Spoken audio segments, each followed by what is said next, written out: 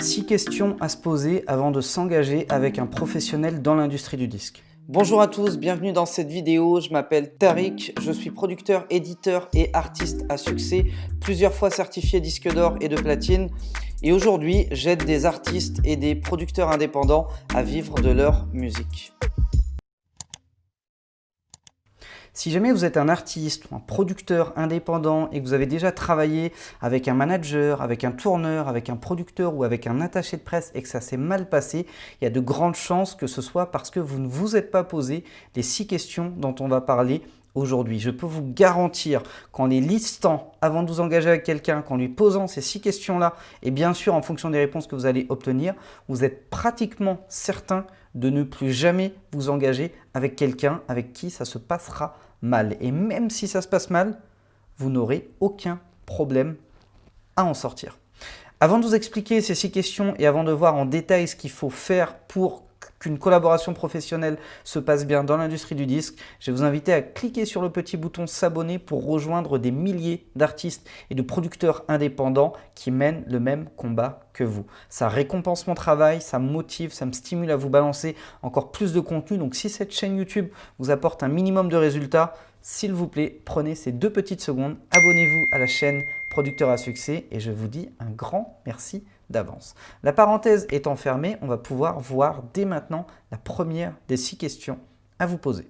La question 1 à poser à l'interlocuteur avec lequel vous vous apprêtez à travailler, c'est à quoi ressemblerait la situation rêvée de notre collaboration. Si demain on travaille ensemble, le truc le plus dingue, le plus génial qui pourrait se passer, ce serait quoi?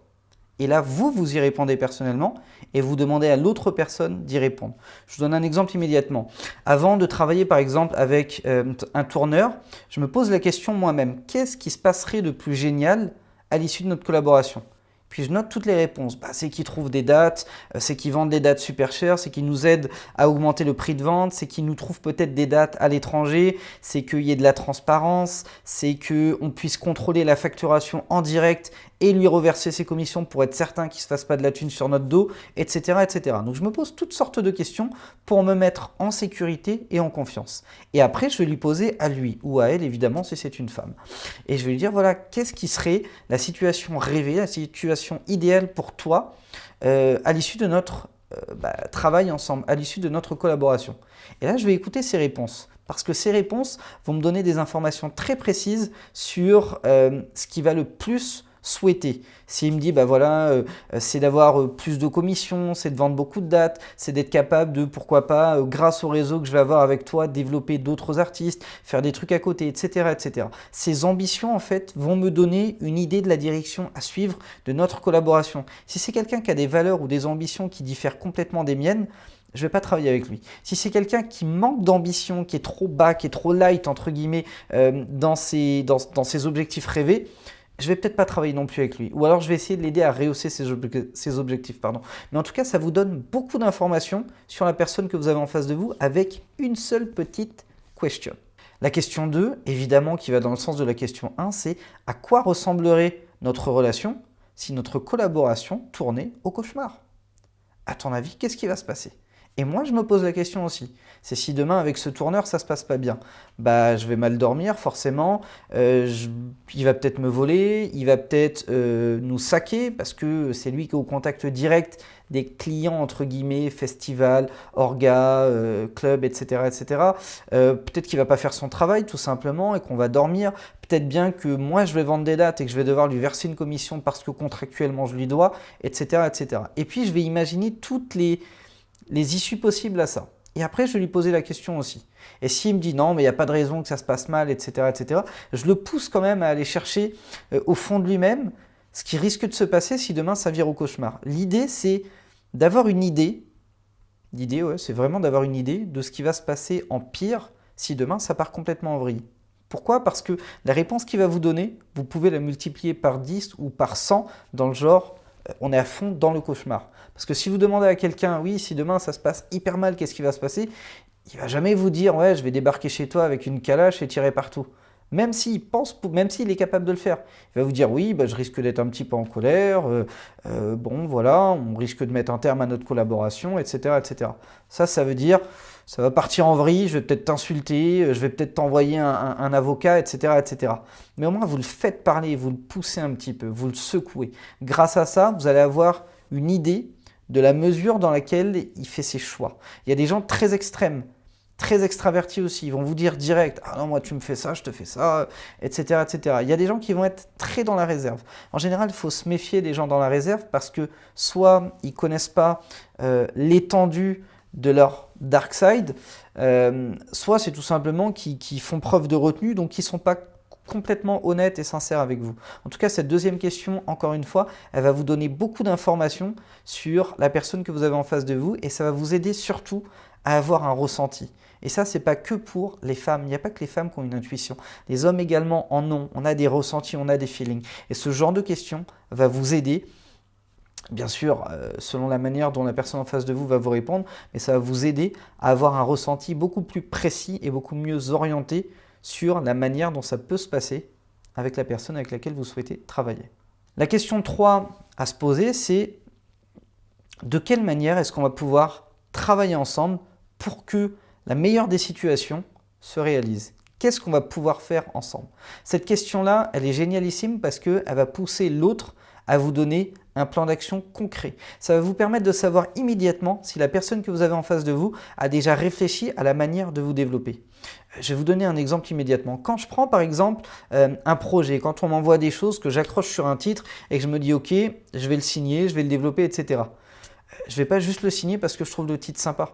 Je vais le signer parce que je le trouve sympa et parce qu'en plus, j'ai déjà une idée du travail de développement à faire. Je sais que voilà, je vais pouvoir le proposer à tel attaché de presse parce que je sais que c'est son registre en particulier, parce que je sais qu'il va être bon dans ce domaine, parce que je pense qu'il va aimer et parce que je sais aussi que si jamais il n'aime pas, j'ai déjà quelques plans de placement compile, etc., etc. En fait, je vais déjà réfléchir à un plan. Donc si demain un artiste me dit « Ok, de quelle manière tu vas pouvoir faire en sorte que notre collaboration se passe pour le mieux, qu'est-ce que tu vas mettre en place ?»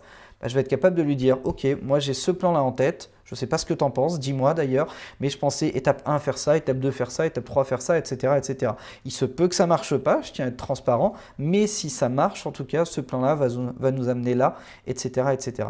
Et ça, c'est génialissime parce que surtout avec les attachés de presse, alors j'ai rien contre la profession évidemment, je leur dois beaucoup, d'ailleurs merci les attachés de presse d'exister, mais une fois je me souviens d'un rendez-vous avec un attaché de presse où je lui ai posé cette question et il m'a dit je sais pas. Ah ok, ça commence mal, d'accord. De quelle manière tu vas nous aider à réaliser le rêve qu'on veut atteindre avec ce projet? Je sais pas. Très bien, mais encore. Et puis donc là, il bafouille un petit peu, il me dit non, on va faire un envoi mail, bien sûr on va le présenter à tout le monde, etc., etc. Oui, mais moi, tout le monde, ça ne m'intéresse pas.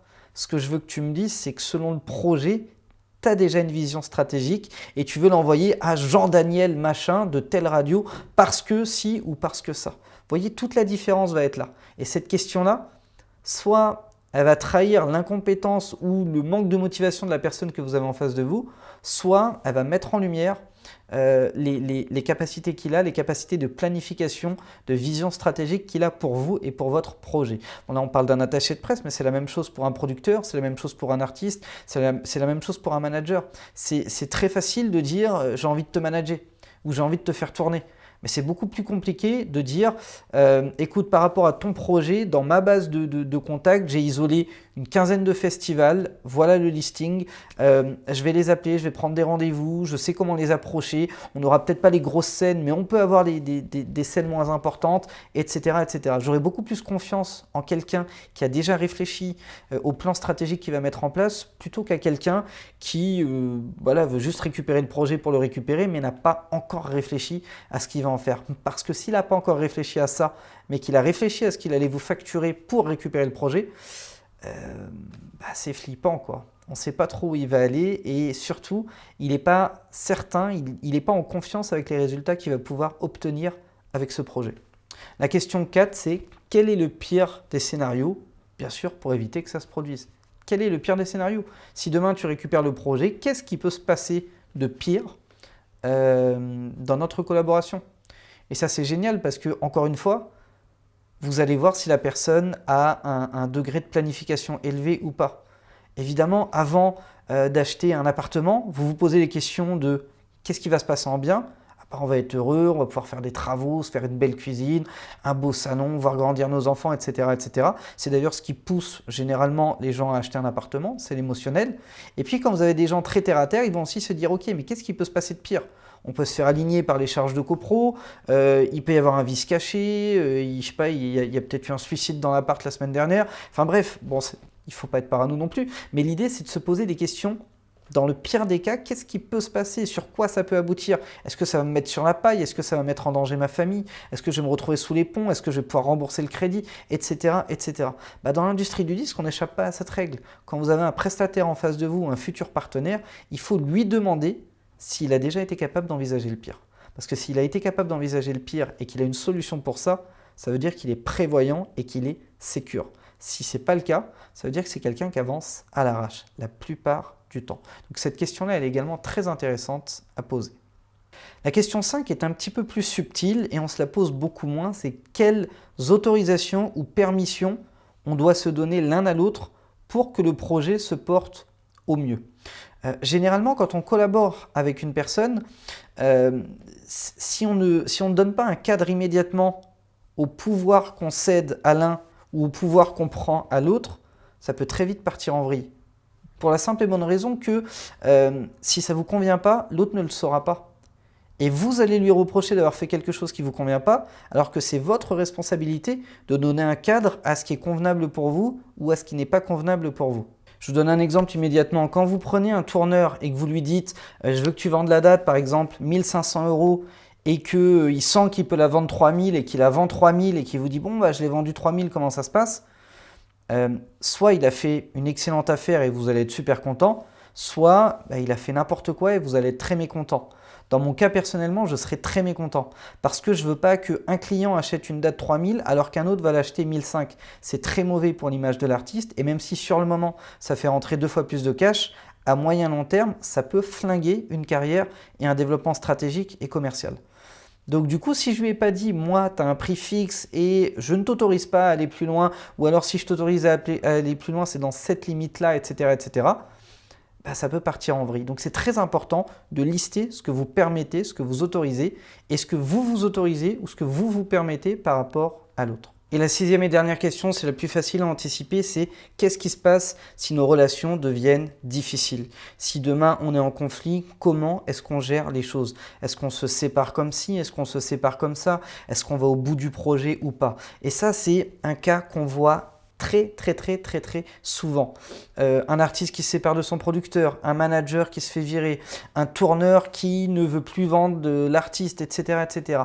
Sauf que, vu que les deux parties n'ont pas prévu de la manière la plus intelligente de se séparer en cas de conflit, ça part complètement en vrille.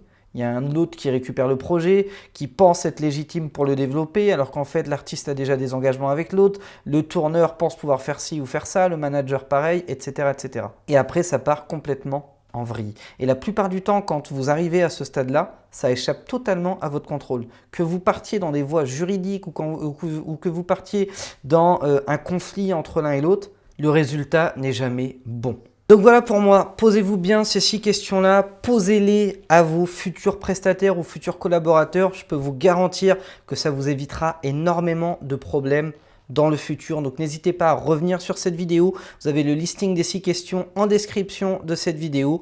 Prenez également le temps de vous abonner à la chaîne YouTube Producteur à Succès si jamais ce n'est pas encore fait. Et surtout, écoutez votre intuition. Parce que là-dessus, il n'y a vraiment pas de règle. Quand vous sentez quelqu'un ou quand vous ne sentez pas quelqu'un, vous allez avoir tendance à vous chercher toutes les meilleures excuses possibles et imaginables pour vous dire « non, mais j'ai peut-être tort, en fait, il est peut-être sympa, en fait, il est peut-être honnête ou en fait, il est peut-être pas honnête, etc. etc. » Écoutez votre intuition. Mais c'est vrai que ces 6 questions-là vont vraiment vous aider à mettre en lumière les intentions de l'autre, le potentiel de développement de l'autre, la stratégie, la vision que l'autre a pour vous. Et en général, quand vous avez des réponses qui vous conviennent à ces 6 questions, ça match plutôt bien. Merci d'avoir été attentif à cette vidéo. Je vous souhaite le meilleur pour la suite. Déchirez tout et je vous dis ciao, ciao.